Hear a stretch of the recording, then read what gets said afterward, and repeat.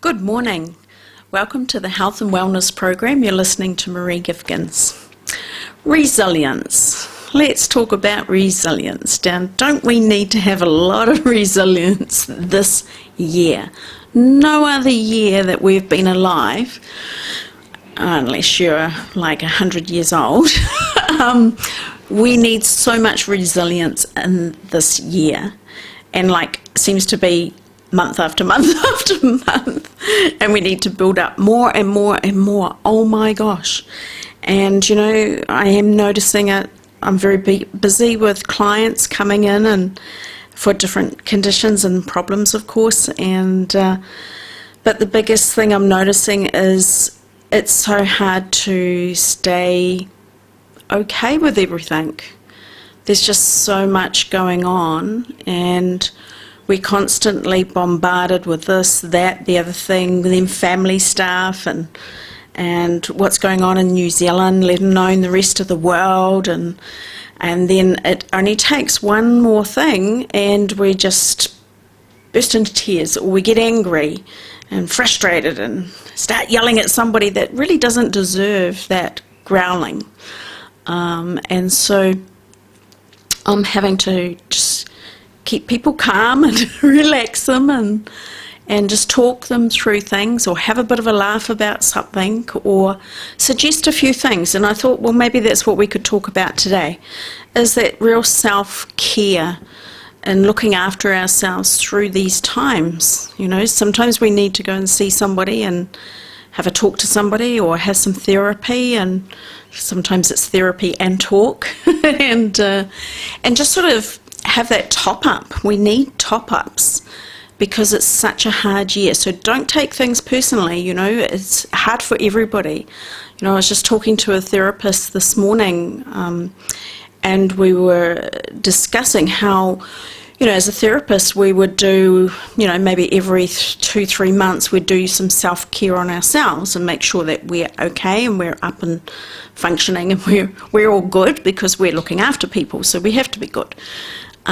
But she was noticing that she's having to do a lot more self-care, and I said, look, I am too. I'm constantly now doing things for myself to try and keep myself on top of things and make sure I'm in a good place, because it's the same old story, with a mum in the house. Mum has to be right. If mum's not right, the rest of the house isn't right. So mums have to be right, and I have to be right.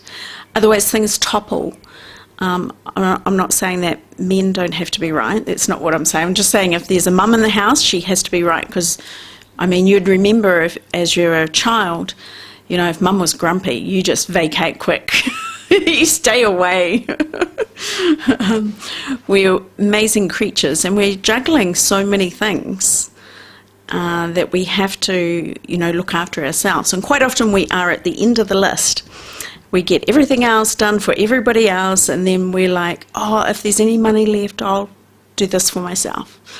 So sometimes we need to have a little catch up and make us first and priority and do things for ourselves. So resilience, we need to keep letting go and go, okay, if I need to change the way I'm doing something, that's okay. That's what's happening this year. We need to change and reorganise ourselves so that it works better for us. We function better. We can do things better. And if we just keep holding on to the way we were doing things, and we go, no, I'm not doing it that way. I have to do it that way. And you keep going, no, I'm going to do it this way. No, I'm going to do it this way. You actually get yourself in a knot, and you will just get extremely tired. You'll get frustrated, and things won't flow as well as they should. So you have to re-look at the way you're doing something and alter something, or change something, or let go of something that doesn't serve you anymore. Rearrange the date that you'd meet up with your girlfriends, or maybe instead of playing golf every weekend, you play it every second weekend or something. It's not the end of the world. It's being resilient. It's being okay that we can just keep going and get through this year, and let's hope next year might be a little bit better. Although I'm not too sure. I think things could be going like this for a couple of years. I know the Spanish flu went for about 3 years, So I wouldn't mind betting this is going to carry on for a couple of years in relationship to the COVID-19. They are starting to understand the virus more. They're getting more information, they're getting more details about it. But it's not just that, it's all the other stuff that goes with it. And, we've had a hard time. We've just had our own election, and that was a bit stressful. And then we jump in the bandwagon with the American election, and, well, they're still going. There's still things happening. And, someone there isn't resilient at all. He's just wanting to dig his toes in. You don't want to be like that. If something's changing, you have to change with it. You have to, otherwise things topple, and maybe he's locked himself in the bunker room or something and put some chairs up against the wall. I'm not leaving. You've got to be resilient. You've got to man up and go, that this is no longer like that. We're changing, and I have to change with this. It's just the way it is, and things alter. Nature's always being resilient. Nature's always finding a way to come back. We go through summer, and then the poor trees lose all their leaves, and they have to be resilient over winter with the cold. And then spring comes and the new leaves come, and it all changes, and the branches grow longer, and life comes back again. And then we go into summer, and then they've got to be resilient if there's lack of water. At the moment they're fine, but sometimes there's that lack of water, and so they have to be resilient again and hold on until the rains come. So you can look at nature, you can look at many things. Children are very resilient. They can handle so many things. Things change and they go, oh yeah, okay, and they move on. And you go, oh no, we're not doing that, we're doing this. Oh yeah, okay, move on. Not all kids are like that, but majority of children are resilient. Mum and dad have a breakup, and things are a bit rocky, and the kids just get on with it, whereas mum and dad are still holding on to hurts and are angry and da-da-da-da-da, but the kids are just moving on, and they look at the parents and go, come on, let's just move on. So resilience is the biggest word we should be holding on to this year, I believe. Resilience and unity. Let's unite, let's look out for each other, let's help each other. If you've got a few more lettuces in your garden than your neighbour, go give them one. Whether they eat it or not, doesn't matter, you give it to them. Or if you've got more of your lawnmowers going and you can see the neighbours hasn't mowed their lawns for a while, maybe their lawnmower's broken down. Maybe you can go and ask them and check in, and just be nice and look out for each other and help each other, because really when you're helping each other, you get your soul just jumps for joy when you help somebody else, and so you feel this inner happiness. It's when we have sadness going on in our heads and we aren't happy, that D word, at what point do you call it the D word and what point it's not? I don't know what those levels are, but if we're not very happy, we quite often will allow things to go round and around and around in our head, and we can't sort of let go of things, and we don't know how to get out, and then it all seems really bad and it all seems overwhelming. But if you go and mow the lawns for your neighbour, your mind's busy, and the look on the neighbour's face with the gratitude and the happiness, it fills you. It makes you feel like you're worthy of something, that you've got some self-worth, that there's a joy there. And even if a couple of hours later you're back down again, but you have felt something, you have got a smile on your face because you've helped somebody else. There's a service, being of service. It's not so much for the other person, it's what you actually get in return, and the soul rejoices. It does a little skip and a beat, and you feel good for a while, and the circulation moves around in your body. So sometimes, and even if it's an effort to go and pick some lemons off your tree and drop it in a neighbour's, maybe a retired lady or something, she'd probably be grateful for a couple of lemons. Sometimes these things don't cost money, it's just having an extra thought and going, what can I do to put a smile on somebody else's face? Even though I don't feel like smiling, there's a payback that comes back to you that is quite exciting, and if you're looking for it, you see it. And then that gives you a little bit of encouragement to try it again and go, oh, that was another nice little buzz. I'm not saying it's all easy, and I'm not saying it's the answer to everything, but I'm just giving you some ideas. And because you're listening to the show, it's about health and wellness, and so I've got to say these things. So, and there's people out there listening, and I have people stop me and go, I heard your radio program, I'm always listening out to it. You give really good ideas and tips and tools. And I said, great, that encourages me that somebody is actually listening, and somebody just needs what I'm saying to be the right thing that they need to hear at that time. And, so I have a clinic in Hastings and Waipakarau. I'm sharing the love. So 3 days in Hastings, so Tuesday, Wednesday and Thursday, and Waipakarau Mondays and Fridays. And so I've been working with people for coming up to 26 years now. So in 26 years, you start to learn a lot of things. You don't stop learning, you keep learning. And I'm forever going through, these days, sifting through all the junk rubbish and all the things that are false and working out what's the right information. And then sometimes it all sounds like a bit of a theory, so then I try it.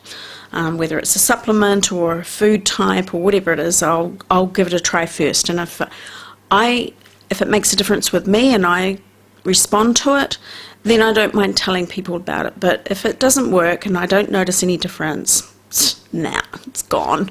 So it's got to get past the tick of approval from me first. And so there's certain therapies that I really love that I get good results from, and that's what I'm after, is good results. You don't want to be going to see somebody who's like 4 weeks later, I don't know whether this is working. We haven't got time for that. We need to get better, we need to get back on life, we need to get on track again.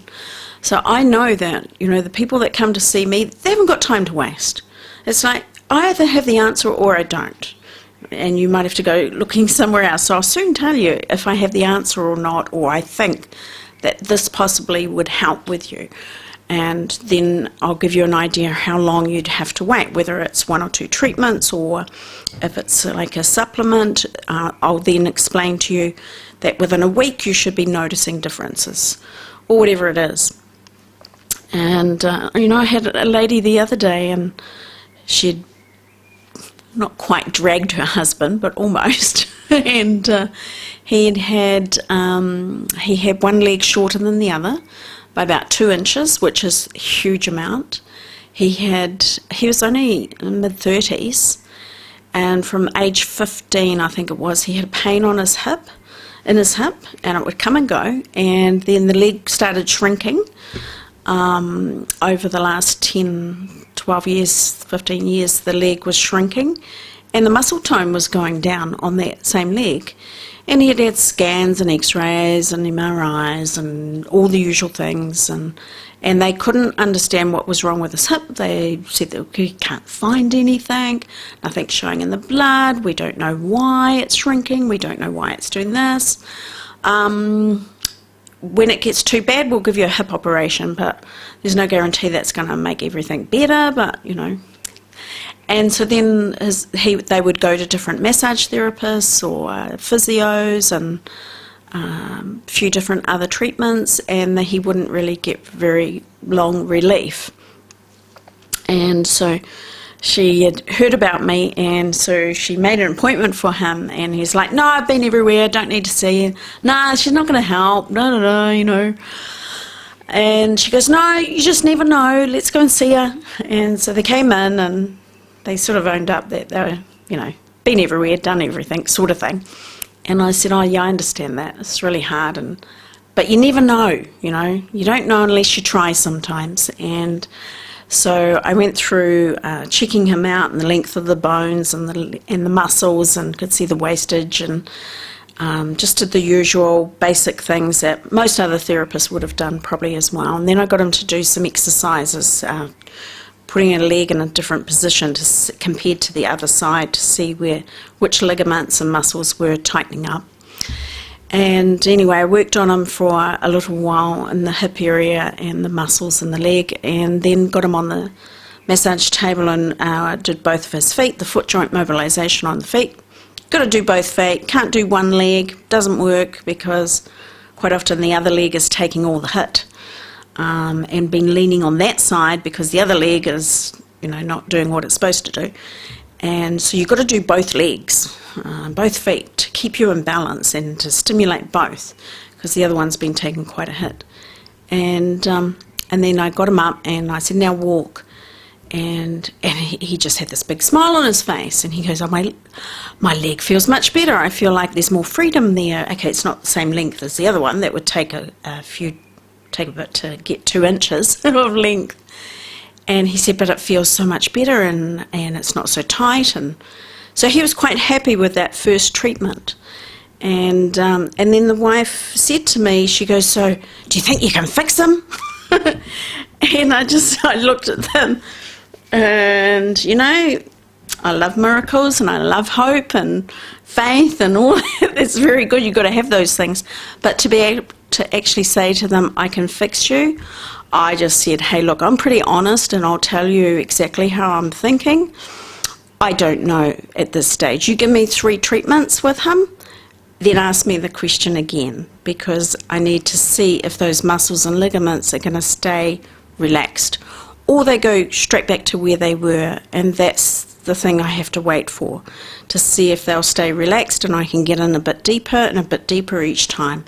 And if that's the case, by the 3rd treatment, yes, I'll say I can make him better, he's going to be a lot better, and it'll just take a while for that whole leg to lengthen out, and then it's going to take a while for the muscles to rebalance themselves, but he's on his way for healing.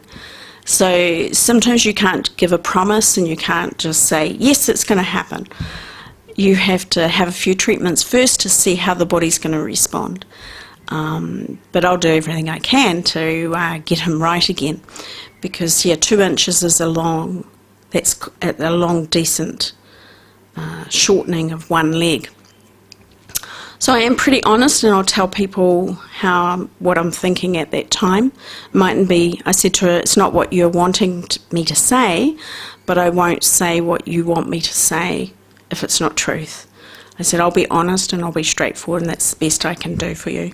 She goes, no, that's all good. So he's come back the second time and he was a lot happier. He didn't go backwards. He's moving forward again, and he was a lot happier to come in for the treatment because he got a good response. And he said the pain wasn't anywhere near as bad in those 3 days between treatments.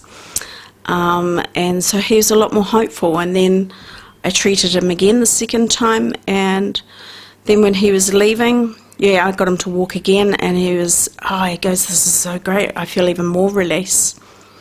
And then when they were leaving, he bent down to put his socks and shoes on, and he said to his wife, I can get my socks on without any pain, and I can get my socks on really easy. I'm bending my knee and my foot, and it's the flow to get the sock on is so much easier. And it hasn't been like that. Well, he's been sort of going like this for 15 years. So, he had a lovely smile when he was walking away.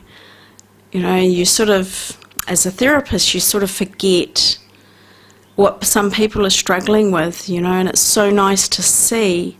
That was a huge difference for him, just to be able to get a sock on easily. We take things for granted.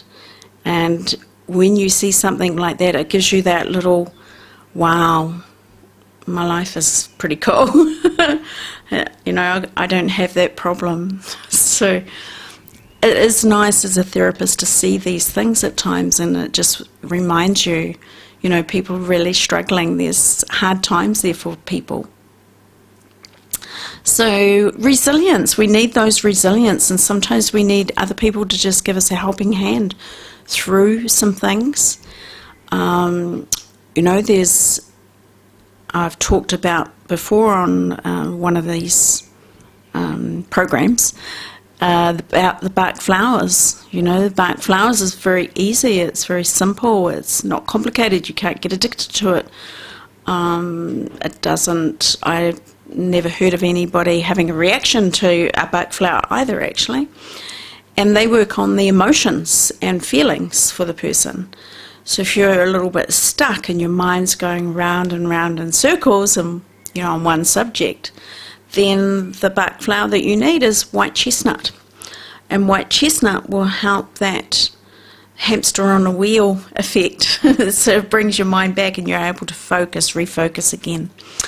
And there's lots of different bark flowers. The most one that most people will remember or know about or have heard about is rescue remedy. And so the rescue remedy is to help with rescuing. You know, there's shock or there's trauma or there's an accident or loss of a loved one or there's sort of hard things in life, and that's when you need that rescue remedy to help you remember to keep breathing.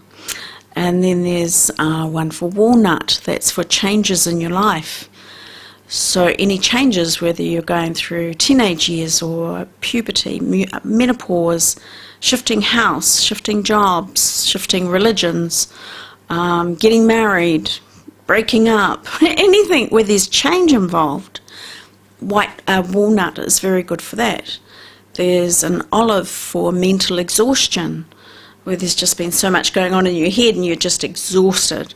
So the olive is very good for that one. Elm is very good for feeling overwhelmed. You're just overwhelmed with what's happening at the moment. Then there's two for fear, which is unusual because this year I've never known, in 25 years, I'm actually having to make a bark flower up with both of those fears in there, aspen and mamulus. And one is for the known fear and one is for the unknown fear. And I've never known to have to give both of those at the same time. And so many people are needing it because there's so much going on, the unknown and known.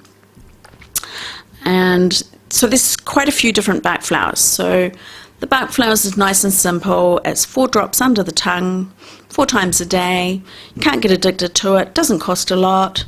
And it just settles those emotions and you can actually refocus. And it's a very subtle but strong effect with it. And you can get them from the health shop. I have them as well. And so that works on the emotions. So that's very good. And even, taking a bath. If you've got a bath at your place, get some Himalayan salt. That's the pink salt. You know, if you're stressed out and you're worried or something's happening, you're really busy and you haven't got a lot of energy and you have got half an hour to have a bath, you stick a whole kilo, I said that, 1 kilo of Himalayan salt, the pink salt, not table salt, no other salt will work.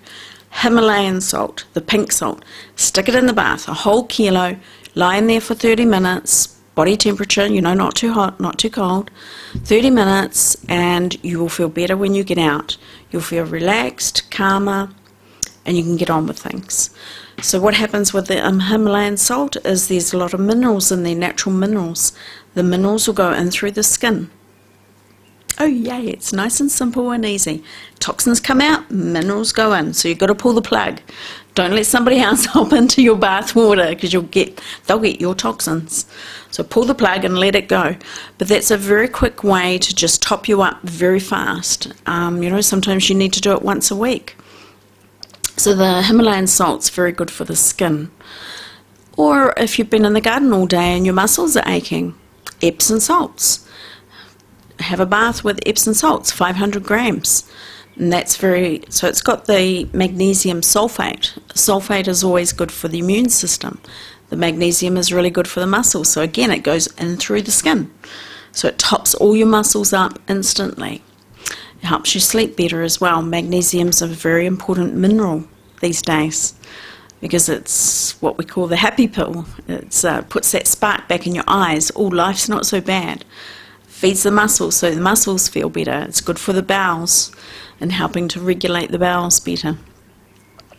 So there are nice, easy, simple things that you can do to help yourself, to just give yourself a top up, or tell your neighbour have you tried this? So there's lots of things that are easy and simple, but we just have to keep remembering them. Make sure you've got your fruit, eating your fruit. Make sure you're drinking plenty of water. Okay, maybe not more than 2 litres, but depending on how tall and big you are, 2 litres is average for most people. You don't want to do too much water because that's not good for you either. So too little or too much, in between. And because water is a natural pain relief. And it's free. Same with breathing. Breathing is a natural pain relief. And that's free. Take a nice big deep breath. So if you're wanting to contact me, my phone number is 0272 495090. Thank you for listening.